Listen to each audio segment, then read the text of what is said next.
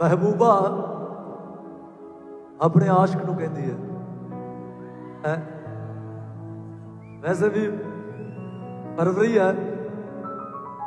ये तो महीना ही फुलों का है जा फुल ले लो ते जा फुल दे दो ओ तेरी मर्जी है वाइट कलर का देना है येलो कलर का देना है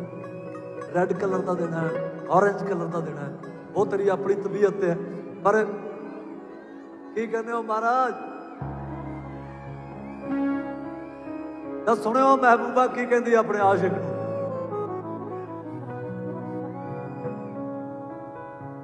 सुन तू भावें वे ना सुन सजना सुन तू भावें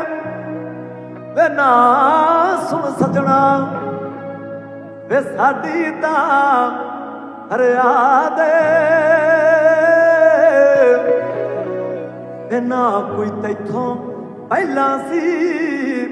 ते ना कोई तैथों बाद ना कोई तैथों पहला सी ते ना कोई तैथों बाद